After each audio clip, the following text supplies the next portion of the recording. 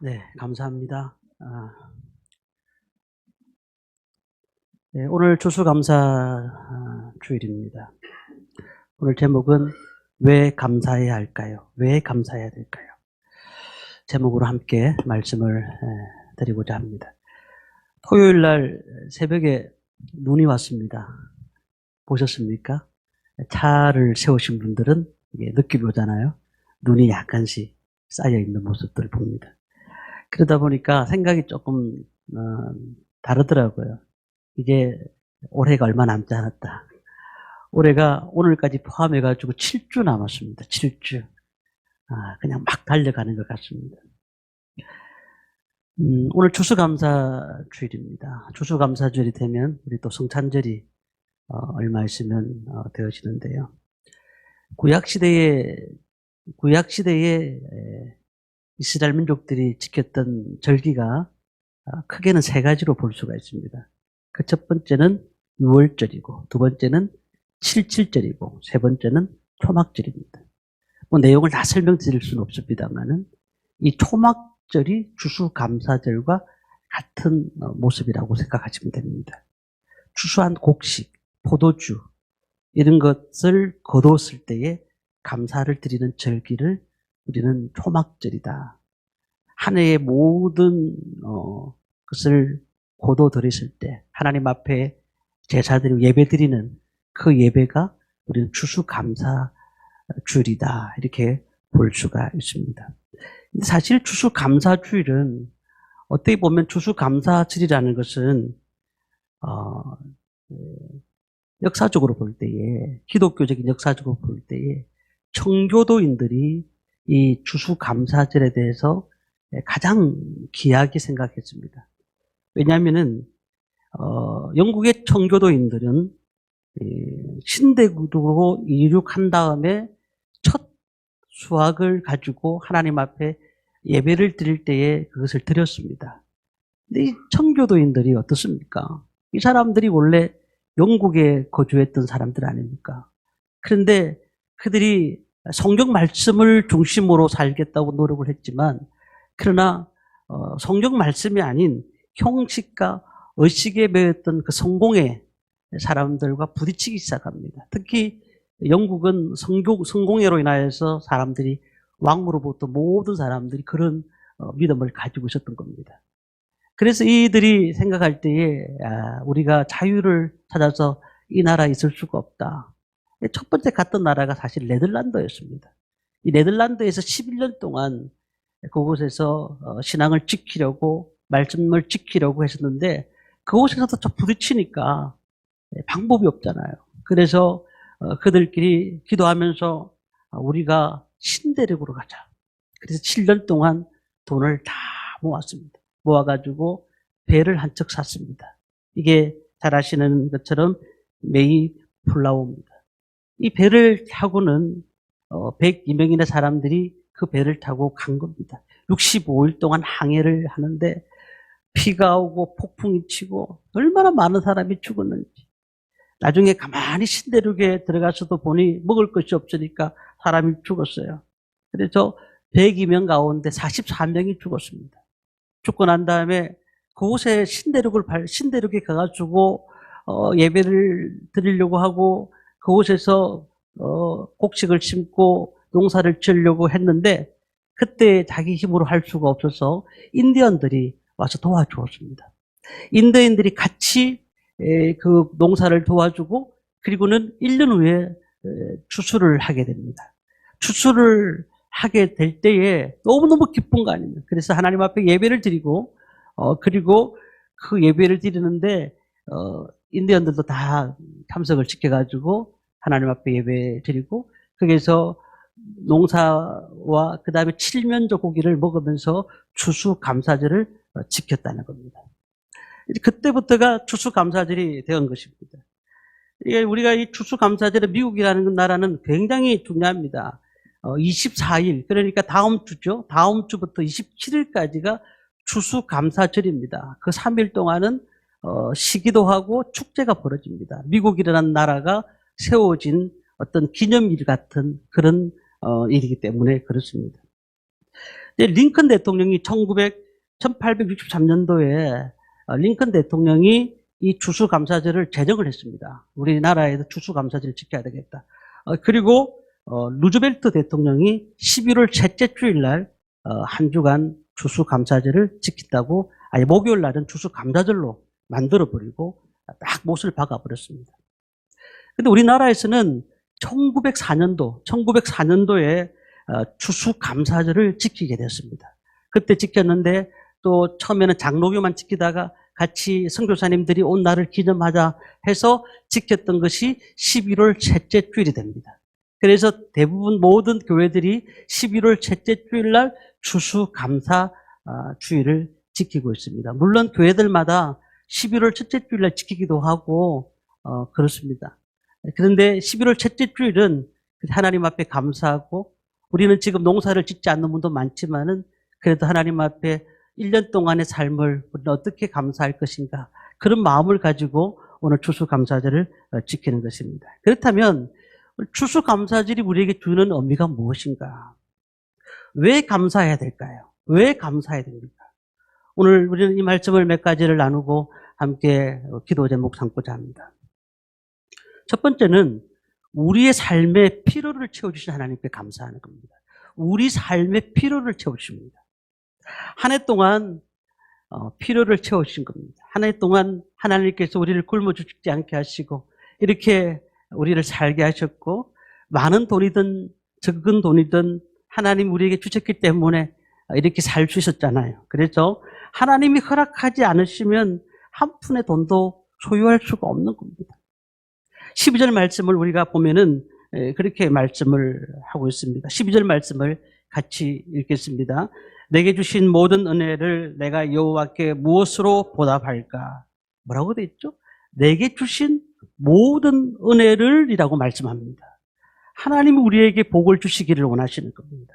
믿는 모든 성도들이 받는 물질은 하나님이 주셨다는 사실을 믿으시기를 바랍니다.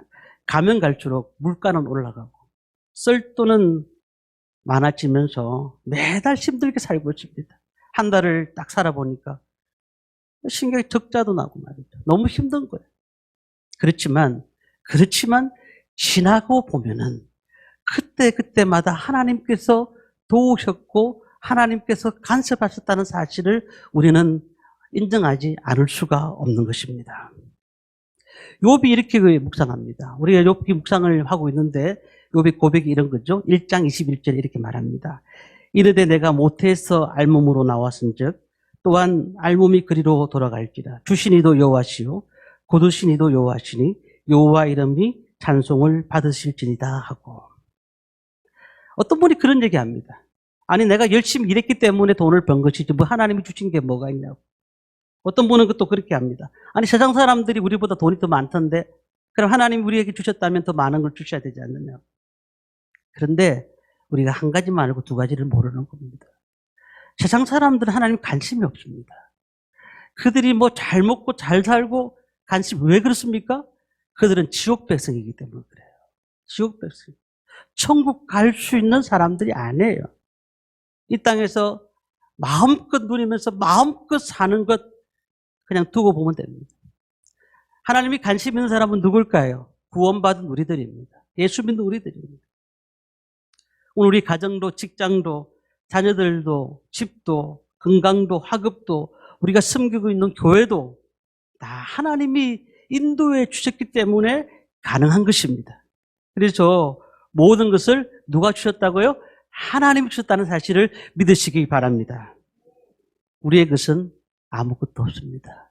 내 것은 아무것도 없습니다. 하나님께서 우리 가운데 늘 인도하셨고 늘 필요할 때마다 하나님께서 적절하게 채워주신 하나님. 그러니까 그 하나님을 우리는 먼저 인정을 해야 됩니다. 두 번째는 오늘 한 해에 감사한 일로 감사하셔야 됩니다. 6절 말씀을 우리 함께 읽겠습니다. 같이 읽겠습니다. 여호와께서는 순전한 자를 지켜주신 내가 어려울 때에 나를 구원하셨도다. 내가 어려울 때에 나를 구원하셨도다. 누구십니까? 이게 다윗이시잖아요. 다윗이 얼마나 힘든 일이 많았는지 아십니까? 정말 그 자녀들까지 자기를 주기로 했고, 그뿐만 아니라 사울 왕이 그를 매일 쫓아다니면서 그를 못 살게 굴습니다. 그런 가운데서 그가 어떤 고백을 했습니까? 내가 어려울 때에 나를 구원하셨도다. 우리는 다윗의 시라는 사실을 보면서 이 말씀을 묵상하면 더 느낌이 올 겁니다. 다윗이 103편 3절에 이렇게 말씀합니다. 내 모든 병을 고치시며. 다윗이 병이 많았다는 사실을 여기서 알 수가 있어요. 다윗이 여러 가지 힘든 문제가 많았다는 것을 알 수가 있습니다. 근데 하나님께 나와 보니까 하나님께서 모든 것을 고쳐주셨다는 거죠. 모든 것을 인도해 주셨다는 겁니다. 하나님이 돌보셨기 때문에 우리 성도님들 이 자리에 있는 줄 믿습니다. 전 세계적으로 올해 너무나 어려운 일들이 많았습니다. 미국에서는 산불이 나가지고 캐나다에서 산불 나서 미국까지 건너가게 되고 홍수로 많은 사람이 죽게 되고 또한 코로나뿐만 아니라 전염병으로 전 세계가 무서워 떨고 있습니다. 그뿐 아닙니다. 전쟁은 곳곳에서 터지고 있습니다. 지진은 또한 전에보다 더 많이 일어나고 있는 양상입니다. 그런데 그런 가운데 정말 세계에서 작은 나라 그리고 또 북한이 아닌 대한민국에서 태어나게 하시고 이곳에서 오늘 한 1년 동안 하나님 은혜로 살 수 있도록 인도하신 것이 얼마나 감사한지 모릅니다. 하나님의 놀라우신 은혜로 이까지 달려왔다는 것을 우리는 인정해야 된다는 겁니다. 저도 우리 교회적으로 볼 때 2023년도에 많은 일들이 있었습니다. 3년 동안 코로나로 인해가지고 주일학교를 하지 못했습니다. 작년부터 시작했던 주일학교 거의 1명, 2명 예배를 드렸는데 그런데 가면 갈수록 아이들이 많아지고 지금은 유초등부, 중고등부가 안정되어 가는 과정이 있거든요. 너무 은혜 가운데서 하나님께서 우리 주일학교, 중고등부를 세워주시는 것이 얼마나 감사한지 모릅니다. 그뿐만 아닙니다. 우리 교회 13년, 이제 12월 첫째 주일날 13주년이 되는데 교회를 지금까지는 달세를 주고 교회에 있었는데 올해 초에 우리 교회를 사게 되고 매입하게 되고 또한 우리 성도님들이 좋은 성도님들이 우리 교회 오셔가지고 함께 같이 좋은 성도님들과 함께 같이 사역을 할 수 있도록 은혜를 주셔서 얼마나 감사한지 모릅니다. 그래서 저는 2023년도를 부흥의 5년으로 잡았습니다. 하나님께서 이 해를 시작으로부터 이제부터 우리 꿈 있는 교회 부흥을 주실 줄 믿습니다. 하나님께서 우리 교회에도 이렇게 은혜를 주시는데 우리 성도님들 가정과 직장과 사업장과 하시는 모든 일 가운데서 지금 하나님께서 올 한 해에 얼마나 많이 도우셨습니까? 얼마나 은혜를 많이 주셨습니까? 무엇보다도 병 걸리지 않고 살아있다는 것이 감사한 것이죠. 그리고 하나님 앞에 오늘도 내 다리를 가지고 이 자리에 예배 드릴 수 있다는 것이 감사한 것입니다. 세 번째 감사가 뭘까요? 우리는 신앙생활을 하고 있음에 감사하시기 바랍니다. 오늘 말씀을 함께 읽겠습니다. 같이 읽습니다. 여호와는 은혜로우시며 의로우시며 우리 하나님은 긍휼이 많으시도다. 13절 말씀을 읽겠습니다. 같이 읽습니다. 내가 구원의 잔을 들고 여호와의 이름을 부르며 여호와는 은혜로우시고 의로우시며 긍휼이 많으시다고 고백을 하고 있습니다. 그리고 뭐라고 얘기하죠? 13절에 내가 구원의 잔을 들고 여호와 이름을 부른다고 얘기를 하고 있잖아요. 우리가 예수 믿은 것이 얼마나 감사한지. 세상 사람들은 미래가 없습니다. 희망이 없습니다. 소망이 없습니다. 그렇지만 우리는 만약에 하나님이 오늘 우리를 불러가신다 할지라도 우리에는 천국의 소망을 가진 사람들입니다. 그러니까 하나님 우리에게 그 은혜를 주셨기 때문에 지금 내가 사는 것이 더불어 살아가는 것이고 더하는 삶이 되는 것입니다. 요한일서 4장 19절에 보니까 이렇게 말씀합니다. 우리가 사랑하면 그가 먼저 우리를 사랑하셨습니다. 우리가 하나님을 사랑하는 것은 그가 하나님 우리를 너무 먼저 사랑하셨다는 거예요.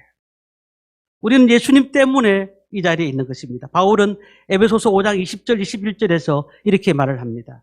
범사에 우리 주 예수 그리스도 이름으로 항상 아버지 하나님께 감사하라.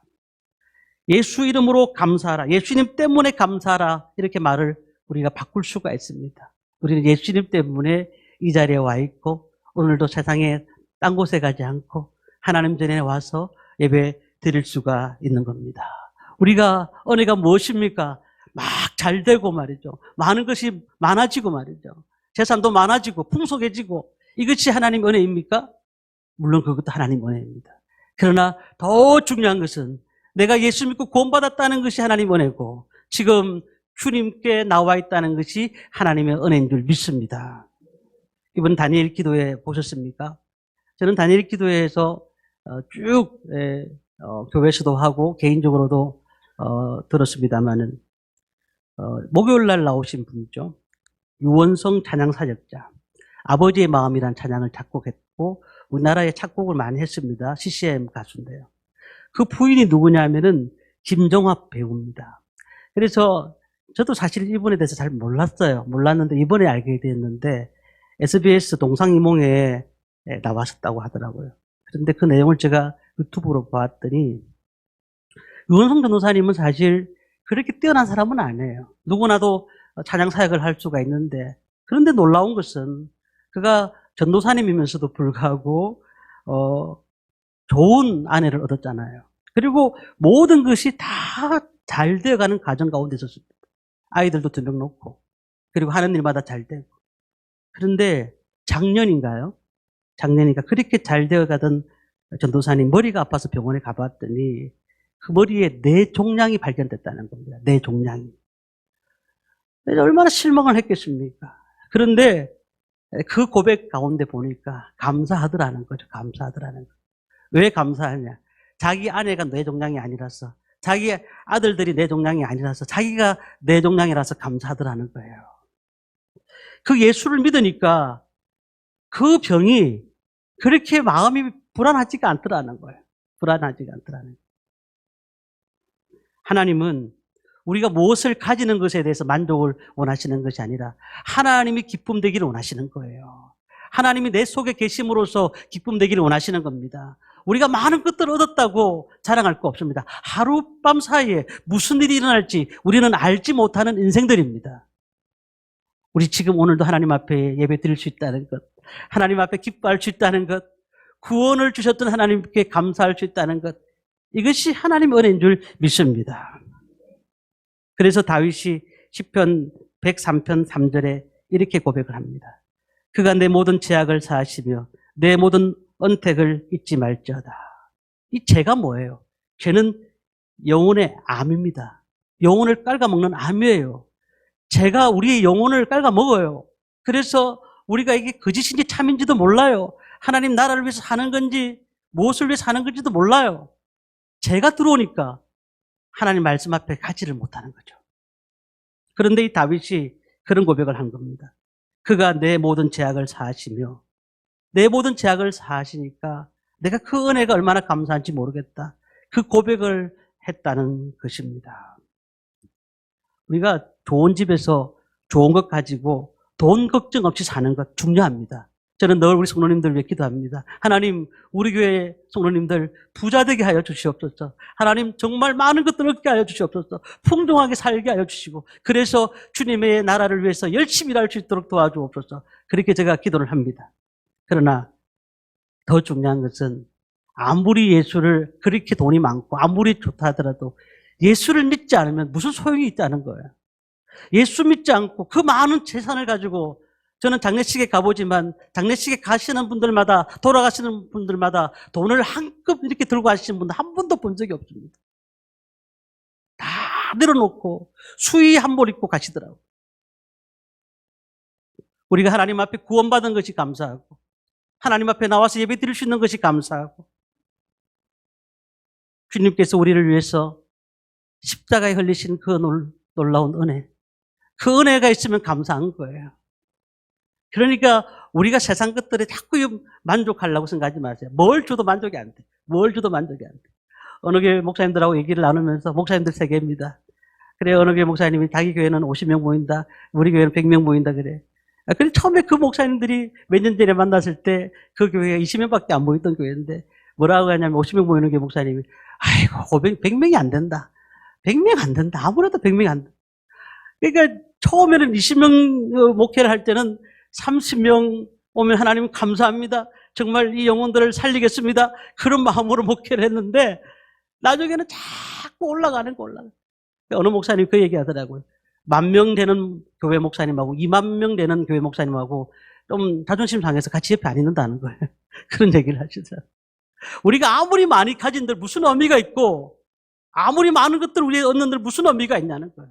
예수가 빠지면 아무 소용이 없다는 사실입니다. 구원받은 자들은 누구의 인도를 받아야 될까요? 성령님의 인도를 받아야 됩니다. 그래서 로마서 8장 14절에 무릇 하나님의 영으로 인도함을 받는 사람은 곧 하나님의 아들이라. 세상 사람들이 이렇게 한다고 이렇게 가는 것이 아니고 세상 사람들이 저렇게 얘기한다고 저렇게 가는 게 아니에요. 우리는 하나님의 영, 성령의 인도함을 받는 사람들입니다. 세상 사람들이 가진 것에 대해서 만족한다고 해서 우리도 그것에 만족하면 안 돼요. 우리는 하나님의 나라를 위해서 어떻게 살 것인가, 하나님의 나라를 위해서 어떻게 살 것인가, 이 문제를 가지고 늘 고민해야 돼요.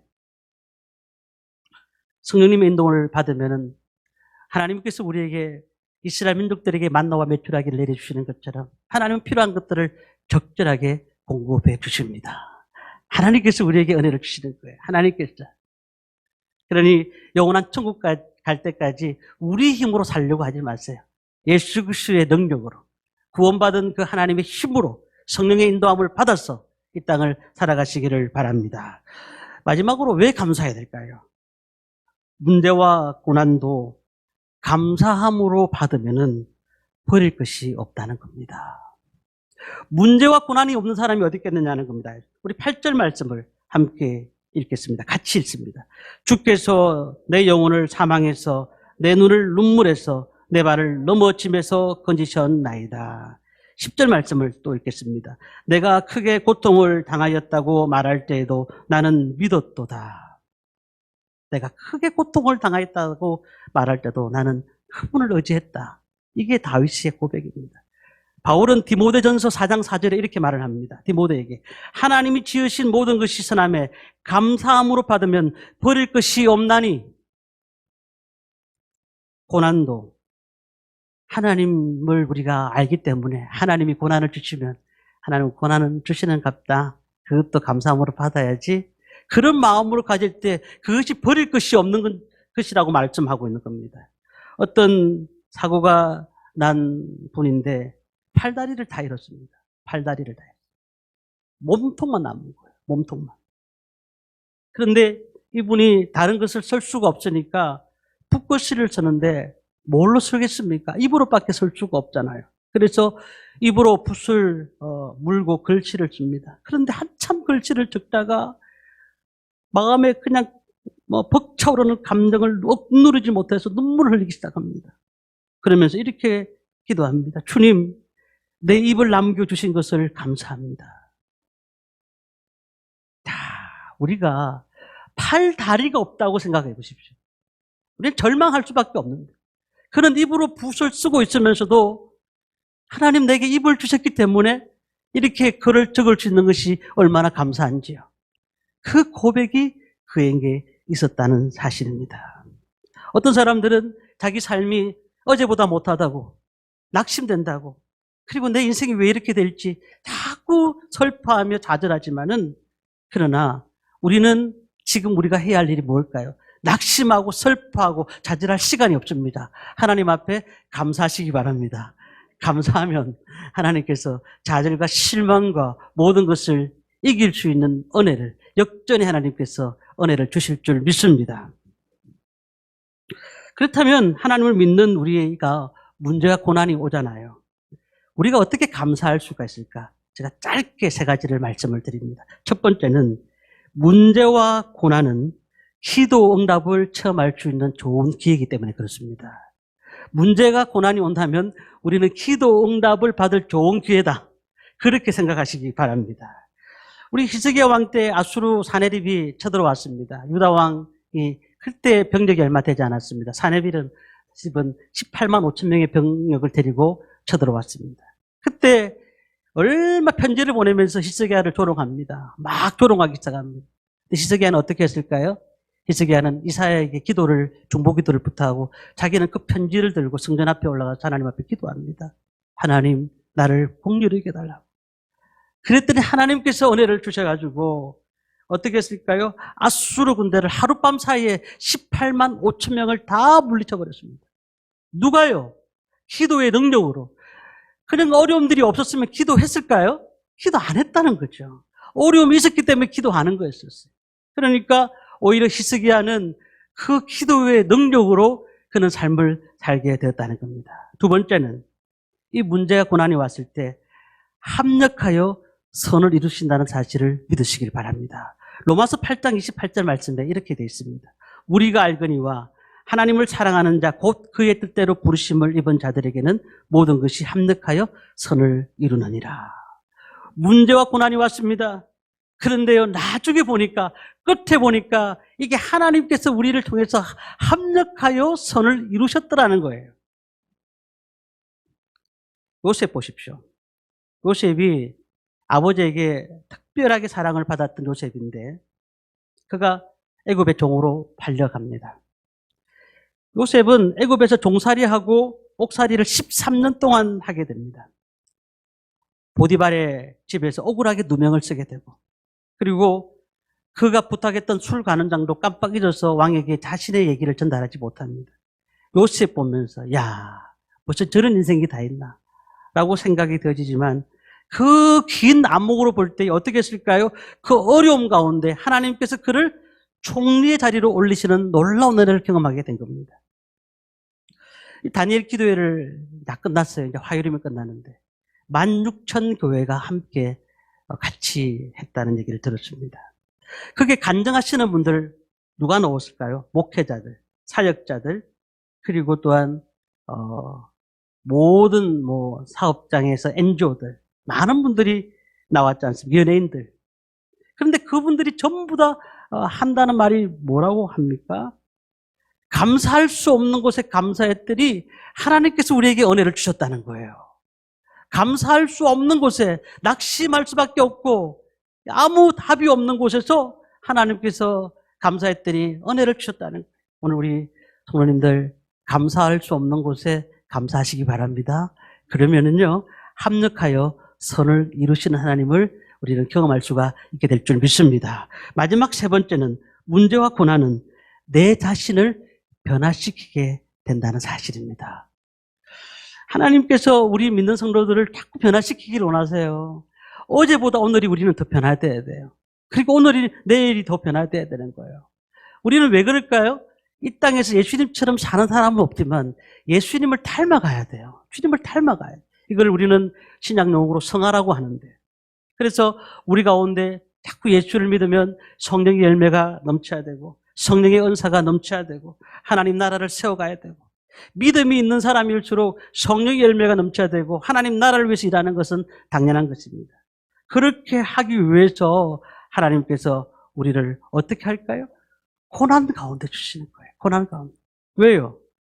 야곱을 보면 알 수 있습니다. 이 야곱이요, 정말 변화를 경험한 사람 아니겠습니까? 외삼촌 집에서 20년을 종살이하던 그가 다시 고향으로 돌아옵니다. 자기 아내들과 함께 돌아오는데 그때 20년 전에 자기를 죽이려고 했던 형 에스가 자기를 죽이려고 400명의 군사를 이끌고 오는 겁니다.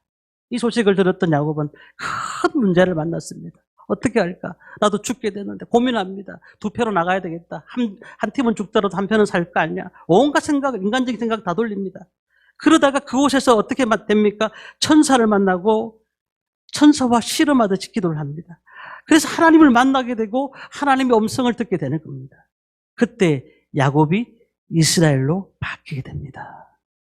하나님께서는 우리에게 지금도 변화하기를 원하시는 거예요. 지금 우리의 야곱의 모습 가운데 있는 우리 모든 성도들이 이스라엘로 바뀌기를 원하시는 겁니다. 그래서 고난을 주시는 거예요. 문제의 고난은 우리는 저주가 아닙니다. 축복입니다. 그 문제와 고난을 받은 성도님들 다 감사하시기 바랍니다. 하나님께서 모든 감사하면은 버릴 것이 없고 그 감사를 통해서 역전히 하나님께서 우리 성도님들이 가정과 직장과 사업장과 하시는 모든 일 가운데서 주님의 은혜가 넘치게 될 줄 믿습니다. 말씀을 마칩니다. 추수감사절 그냥 1년에 2차례 지내는 맥주감사절, 추수감사절 그렇게 생각하지 마시고 하루하루를 감사하시기를 바랍니다. 하나님 올 한 해도 돌아보니까 참 어렵게 살았긴 했지만 피로를 적절하게 채워주셨네요. 너무 감사합니다. 하나님 내가 신앙생활을 한 것이 너무너무 감사합니다. 하나님 또한 이렇게 성령의 인도를 받게 하신 것도 너무너무 감사합니다. 문제와 고난도 하나님 나를 세우시는 과정이라고 생각하고 너무너무 감사합니다. 합력하여 선을 이루신 하나님 우리에게 은혜를 주시고 문제와 고난을 통해서 하나님께 더 가까이 나갈 수 있는 저희들이 되게 하여 주옵소서. 우리는 이렇게 주님 앞에 감사하는 저와 성도님들 되시기를 주님의 이름으로 축원합니다.